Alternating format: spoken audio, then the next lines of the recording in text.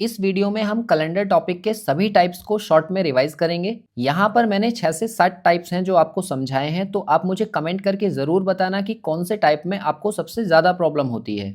जिसमें से देखो टाइप फर्स्ट जो यहाँ पर है वो है कॉन्सेप्ट ऑफ लीप ईयर। तो लीप ईयर आप जानते ही हैं कि एक ऐसा वर्ष, कोई भी वर्ष आपको दिया हुआ है जिसे हम या तो 4 से डिवाइड करके देखें या फिर 400 से डिवाइड करके देखें और वो कंप्लीटली डिवाइड हो जाता है, तो उसे हम लीप वर्ष कहते हैं। अब किसको हमें 4 से डिवाइड करना है और किसको हमें 400 से डिवाइड करना है, ये ध्यान से सुनो। अगर कोई भी सामान्य वर्ष दिया हुआ है, जैसे मान के चलो 2005 दिया है, तो आपको पता है कि लास्ट के 2 डिजिट जो दिए हुए हैं इसको हमें सिर्फ 4 से कट करके देखना है। अगर ये 4 से कंप्लीटली कट हो जाता तो ये लीप ईयर होता, अदरवाइज ये नहीं होगा। और 400 से किसे कट करना है? ऐसे वर्ष जिनके लास्ट में 2 जीरो आते हैं। जैसे मैंने कहा 1600 है, तो लास्ट में देखो 2 जीरो हैं, इनको हम बोलते हैं शताब्दी वर्ष। तो जितने भी शताब्दी वर्ष हैं उन्हें आप 400 से डिवाइड करके देखो, और जितने भी नॉर्मल ईयर हैं उनको आप 4 से डिवाइड करके देखो। अगर वो कट जाते हैं कंप्लीटली तो वो लीप होंगे, अदरवाइज वो लीप ईयर नहीं होंगे। जैसे देखो क्वेश्चन नंबर फर्स्ट को देखो, तो इसमें कहा है कौन सा लीप वर्ष है।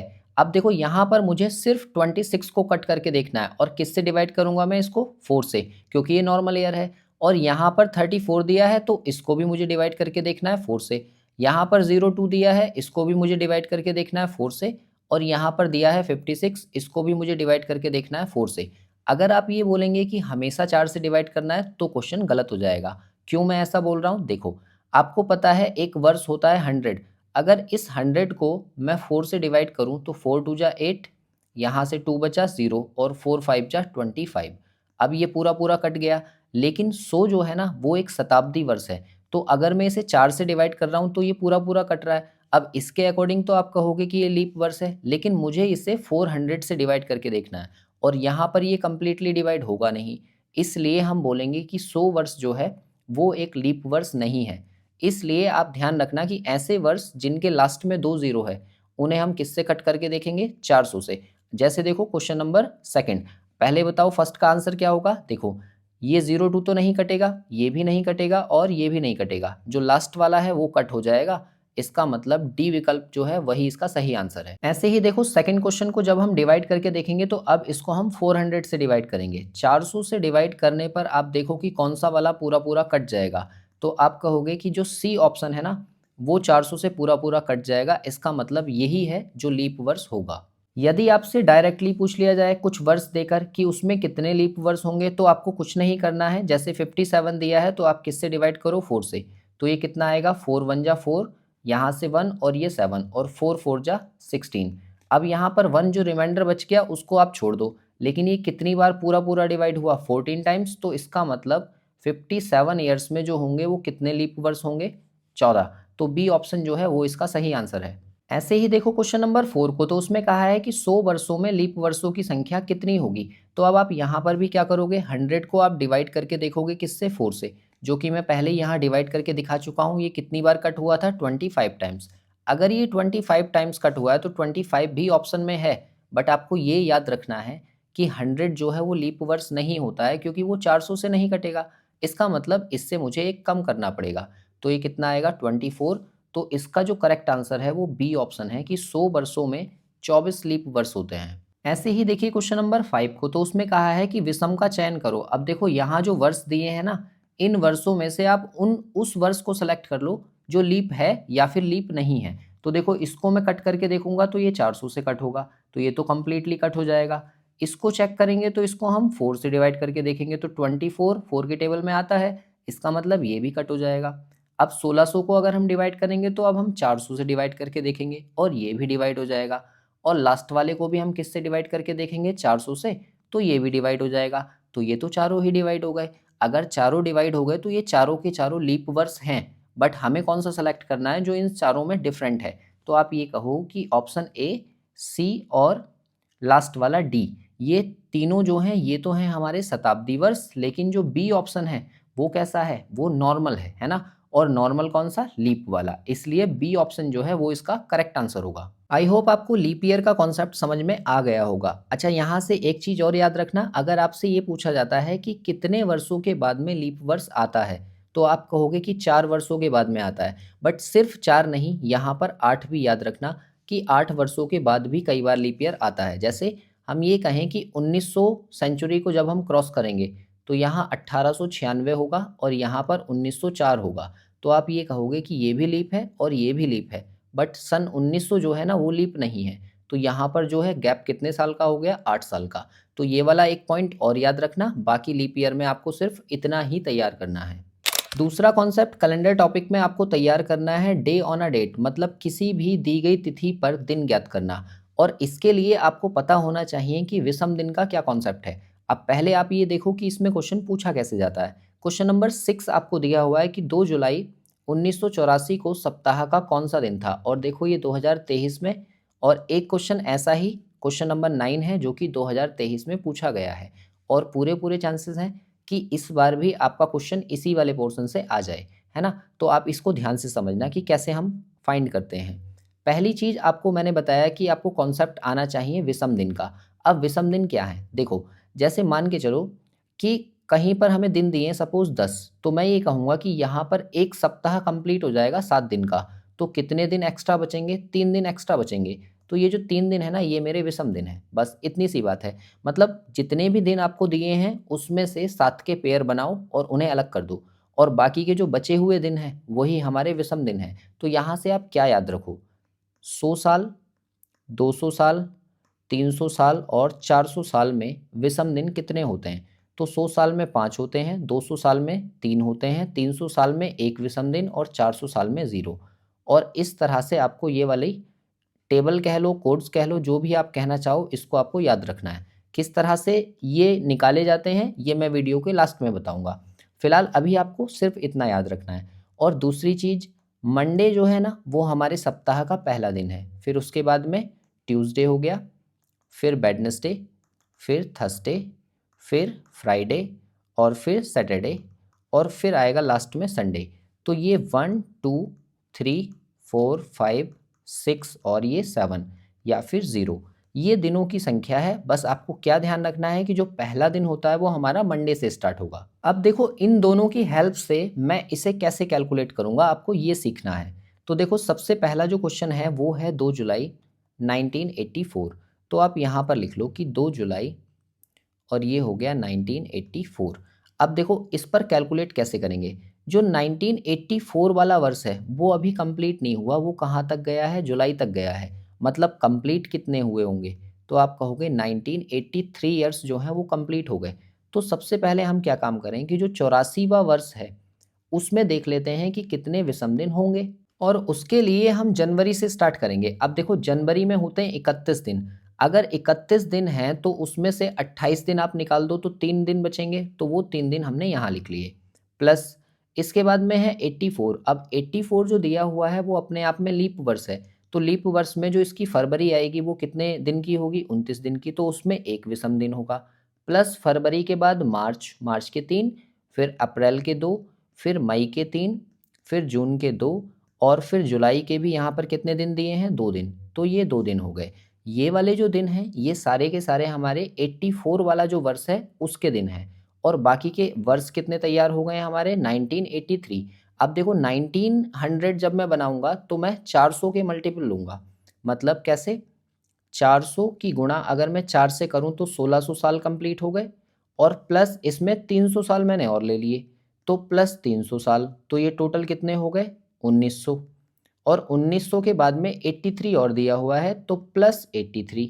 और इन 83 में कितने लीप वर्ष होंगे वो भी, तो उसे निकालने के लिए इस वाली वैल्यू को आप 4 से डिवाइड कर लो। तो 4 2 जा 8, और ये 0, तो 3 रिमाइंडर बच जाएगा। तो ये मेरे लीप ईयर हो गए। अब यहाँ से इन्हें शॉर्ट कर लो। शॉर्ट कैसे करना है, आपको 7 के पेयर बनाने हैं, या फिर 7 से बड़ी जो भी वैल्यू है उसे 7 से डिवाइड करो और जितना भी रिमाइंडर है उसको लिख लो। देखो 3 और 3 6 और 1 7, ये 7 के पूरे पेयर हो गए कंप्लीट। 2 और 2 4 और 3 7, ये भी खत्म। इसके आगे देखो ये 400 लिखा है, तो 400 में देखो यहाँ पर हमने 0 लिखा है, इसका मतलब यहाँ से मुझे कुछ नहीं मिलना। और 300 वर्ष में कितने विषम दिन होते हैं, एक विषम दिन, तो इसको काटो और 1 लिख लो। और ये वाली जो वैल्यू है इसे 7 से कट करो, तो 7 से कितनी बार कटेगा, 7 1 जा 7, और बचेगा 13 और फिर 6। इसका मतलब यहाँ से सिर्फ 6 बचेगा। और 20 20 और 1 21, 7 के मल्टीपल हैं, ये भी खत्म। और यहाँ से कितना आया, 6 और 2 8, और 8 में से मैंने फिर से 7 निकाल दिए तो कितना बचा, एक विषम दिन बचा। इस एक विषम दिन के आधार पर मैं बोलूँगा कि पहला दिन तो मेरा मंडे होता है, तो इसका मतलब इस वाली डेट को कौन सा दिन रहा होगा, मंडे। तो ऑप्शन ए जो होगा वो इसका करेक्ट आंसर है। आई होप आपको ये समझ में आ गया होगा। एक और क्वेश्चन मैं सॉल्व कर रहा हूँ, क्वेश्चन नंबर 7। देखो 9 अप्रैल 2026 को कौन सा दिन था, ये हमसे पूछा गया है। तो देखो यहाँ से 2025 साल तो कंप्लीट हुए होंगे और जो 26वां वर्ष है उसके अप्रैल 9 तक चले गए।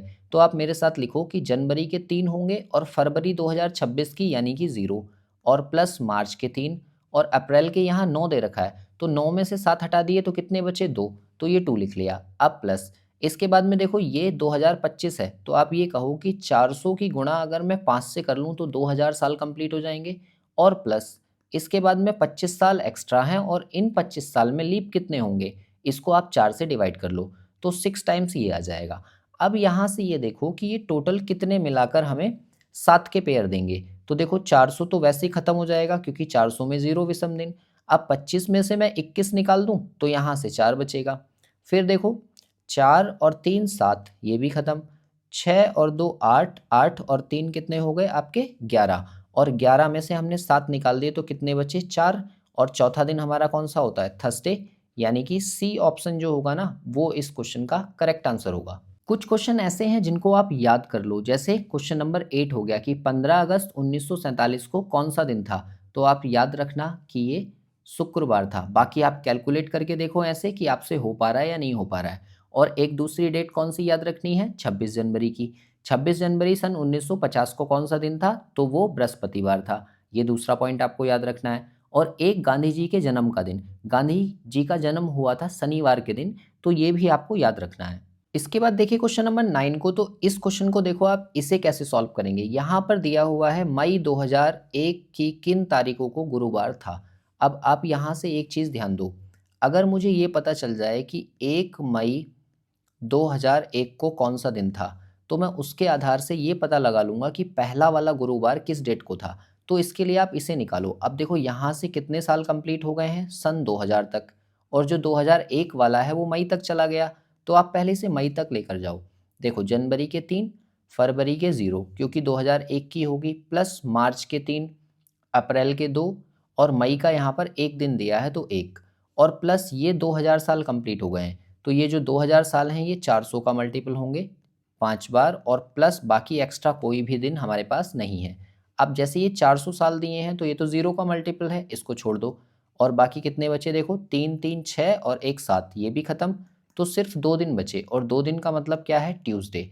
अब आप ये सोचो कि हमें 1 तारीख को दिन पता चल गया कि 1 तारीख को कौन सा दिन था, ट्यूसडे।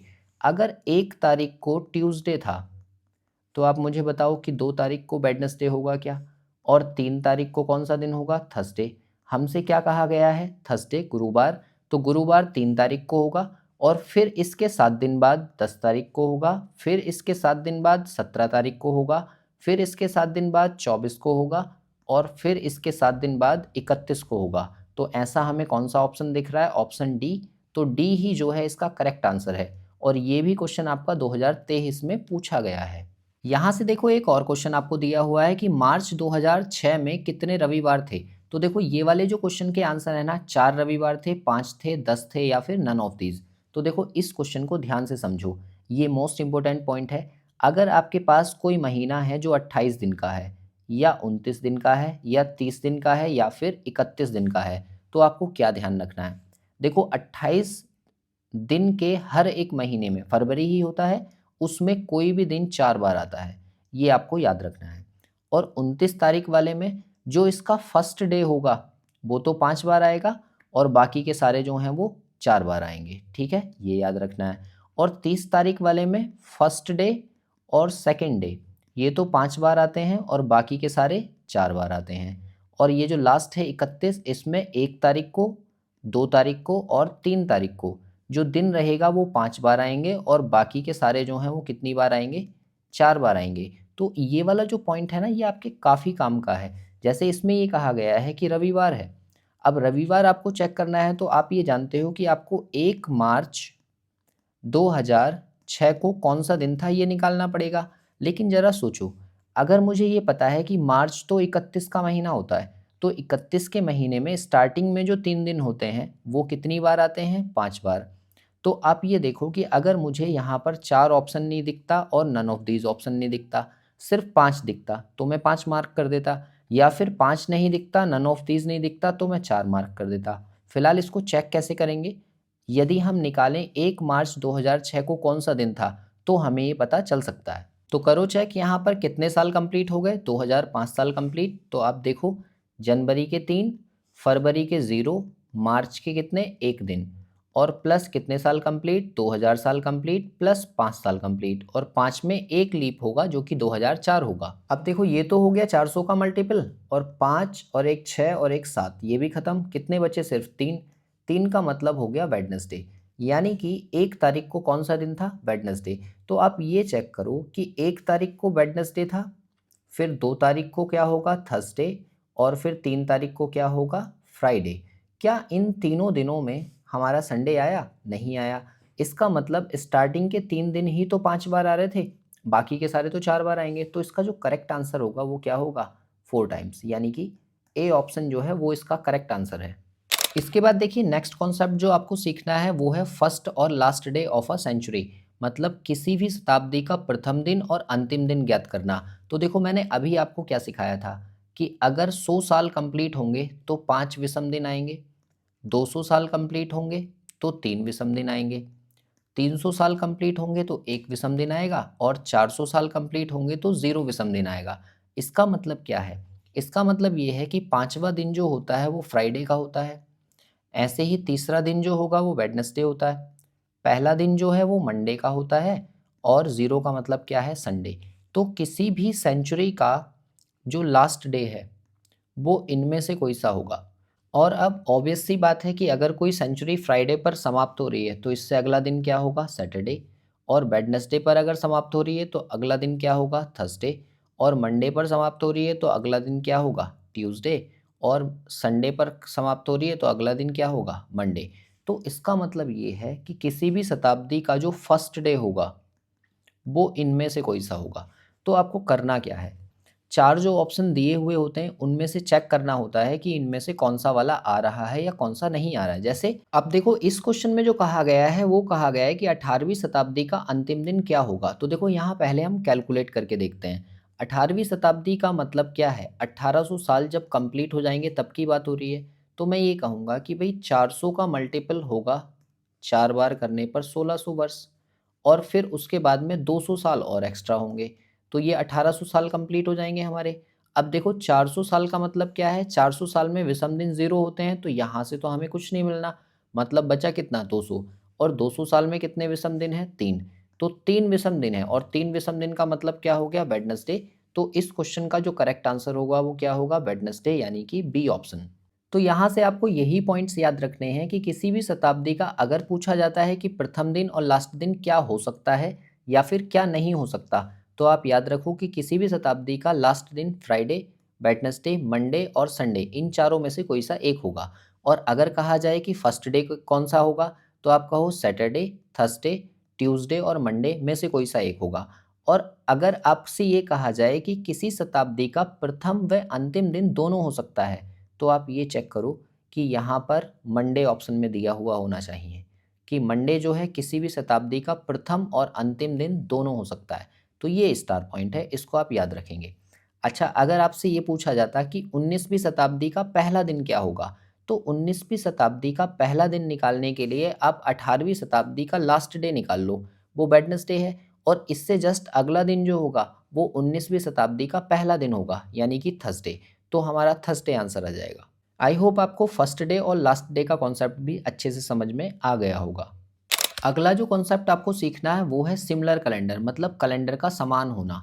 इसका क्या मतलब है? ऐसे मान के चलो कि जैसे मान लो मेरे घर की दीवार पर इस समय एक कैलेंडर लगा हुआ है जो 2026 का है, तो उस कैलेंडर को 2026 के बाद आने वाले वर्षों में कब मैं हूबहू यूज़ कर पाऊँ। हूबहू मतलब जैसे अभी लिया उसको मैं उतार के रख दूँ और वापस से आने वाले किसी वर्ष में दोबारा से उसे लगा दूँ दीवार पर, तो उसके सारे जो डेज़ हैं वो उन्हीं डेट्स पर आएँ जो इस साल आ रहे हैं। तो इसके लिए ना आप 3-4 चीज़ें याद रखो। देखो, 3 तरीके के वर्ष होंगे हमारे पास। जो भी वर्ष आपको दिया हुआ है, ठीक है? अगर उसके ठीक पीछे वाला जो वर्ष है वो एक लीप ईयर है, ठीक है। पहला केस तो ये बनेगा, और दूसरा केस बनेगा जो भी वर्ष आपको दिया हुआ है उसके जस्ट पीछे वाला जो वर्ष है वो एक नॉर्मल ईयर है, लीप नहीं है। और तीसरा केस बनेगा जो अपने आप में लीप ईयर है, ठीक है। जैसे इनके एग्जाम्पल समझो। मान लो मेरे से कहा जाता है 2005, जो कि इस क्वेश्चन में दिया गया है, और इससे जस्ट पीछे वाला जो वर्ष होगा वो क्या होगा, 2004। तो ये वाला जो वर्ष है ना 2005, ये अगली बार रिपीट हो जाएगा 6 साल के बाद में। मतलब 2005 में मुझे 6 साल प्लस करने होंगे, तो कितना आ जाएगा, 2011। तो हम ये कहेंगे कि 2005 का और 2011 का जो कैलेंडर है वो बिल्कुल सिमिलर होगा। अब देखो दूसरे केस को। मान लो जो दिया गया वर्ष है वो सपोज 2006 होता, तो इसके जस्ट पीछे वाला जो वर्ष है वो एक नॉर्मल वर्ष होगा, यानी कि 2005। तो ये जो 2006 है ये अब 11 साल के बाद में रिपीट होगा, मतलब इसमें मुझे 11 प्लस करना है। तो ये कितना हो जाता फिर, 17। मतलब 2017 का कैलेंडर और 2006 का कैलेंडर सिमिलर होगा। लेकिन अगर दिया गया वर्ष अपने आप में लीप है, जैसे मान लो 2004 आपको दिया जाए, तो 2004 तो लीप है, तो ये जो वर्ष है ये 28 साल के बाद में रिपीट होगा। तो इसमें मुझे 28 जोड़ना पड़ेगा, यानी कि 2032। तो हम यहाँ पर कहेंगे कि 2032 का कैलेंडर और 2004 का कैलेंडर बिल्कुल सिमिलर होगा। इससे अलग एक और केस बनता है, और वो केस कौन सा है भाई, आप एक बात सोचो कि 1 जनवरी से हमारा कोई भी ईयर समान चलना स्टार्ट होता है, तो वो 28 फरवरी तक चल गया। अब मान लो एक ये तो नॉर्मल हो गया, अब इसके बाद में लीप ईयर की बात करें तो 1 जनवरी से ये स्टार्ट हुआ और ये 28 फरवरी तक चला। अब इसके बाद में इसमें तो आएगा 29 फरवरी, लेकिन इसमें क्या आएगा, 1 मार्च। तो आप ये देखो कि यहाँ से लेकर यहाँ तक का कैलेंडर तो सेम हो गया, और बाकी इसके बाद का जो कैलेंडर है वो चेंज हो गया। तो आपको ये भी ध्यान रखना है कि अगर ऐसी कोई कंडीशन आए जिसमें जो मंथ है वो 1 जनवरी से लेकर 28 फरवरी के बीच की डेट दे रहा है, ठीक है, तो इन डेट्स का कोई भी है तो आप इसे कैसे चेक करो, विषम दिन कैलकुलेट करके। अब विषम दिन कैसे कैलकुलेट होंगे, ये जो 2011 है इसमें से माइनस करो 2005 को, तो ये कितना गैप देगा, यहाँ से आएगा आपका 6 साल का। और प्लस अब देखो कि इस बीच में कितने लीप वर्ष आए होंगे, तो एक ही वर्ष आएगा 2008, तो आप ये कहो कि 7 आएगा, और उस 7 को 7 से भाग कर लो, अगर 0 आ गया तो इसका कैलेंडर सेम हो जाएगा, और अगर कुछ भी और रिमाइंडर बचता है तो कैलेंडर सेम नहीं होगा। इसके बाद देखिए पांचवा कॉन्सेप्ट कौन सा है, इसमें कहा है day with respect to another day, मतलब किसी दिए गए दिन के सापेक्ष दूसरा दिन ज्ञात करना।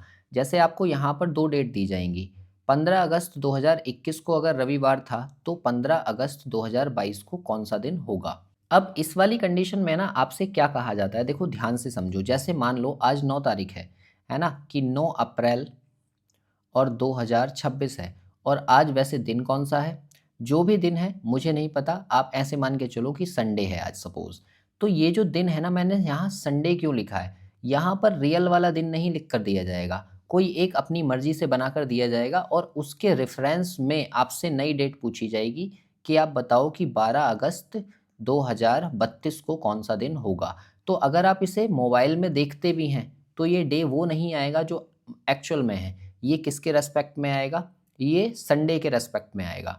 तो आप इस तरह के क्वेश्चन को कैसे सॉल्व करेंगे, इसे हम कहते हैं रेफरेंस कैलेंडर। और रेफरेंस कैलेंडर में देखो 3 केसेस बनते हैं। पहला केस जो यहाँ पर लिखा हुआ है, जैसे ये कहा गया है कि 15 अगस्त 2021 को अगर संडे था, ठीक है, तो आपसे पूछा है कि 15 अगस्त 2022 को कौन सा दिन होगा। तो देखो ये क्वेश्चन तो आसान है, यहाँ पर आप देख रहे हो कि जो डेट है और जो मंथ है वो सेम है, सिर्फ इसका अंतर आ रहा है। तो इसे तो आप डायरेक्ट भी कर सकते हो कि कोई भी सामान्य वर्ष जिस दिन पर स्टार्ट होता है उससे अगले दिन पर समाप्त होता है। तो आप यहाँ से कहो कि रविवार है तो सोमवार इसका आंसर हो जाएगा, और यहाँ से आपका आंसर भी आ जाएगा। या फिर आप ऐसे कहो कि इन दोनों के बीच में देखो कितने ईयर का गैप है, तो 1 साल का गैप है, यही एक दिन इसमें प्लस कर दो। तो संडे में जब आप एक दिन प्लस करोगे तो मंडे आएगा, मतलब ए ऑप्शन ही इसका करेक्ट है। आप ऐसे सोच सकते हैं।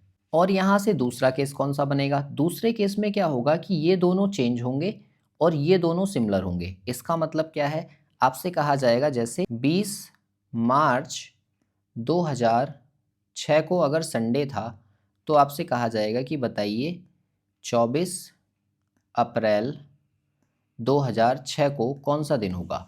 तो आप यहाँ देखो कि यहाँ पर ईयर सेम हो गया और ये दोनों चेंज हो गए। तो आपको क्या करना होता है, जो पहला वाला मंथ है उसके बचे हुए दिन, तो मार्च 31 का होता है, 31 के 20 दिन चले गए तो 11 दिन बचे होंगे, और प्लस मार्च के बाद अप्रैल लिखा है ये, तो अप्रैल के जितने दिन दिए हुए हैं वो, उन दोनों को ऐड करना है और 7 से उसको डिवाइड कर देना है। तो आप देखो ये कितने हो जाएंगे, या फिर आप डायरेक्ट ऐसे भी कर सकते हैं कि ये 7 से बड़ी वैल्यू है तो 21 इसमें से हटा दिया तो 3 बचेगा, और इसमें से 7 हटा दिया तो 4 बचेगा, और 4 और 3 7, ये भी खत्म, तो यानी कि 0 आ जाएगा।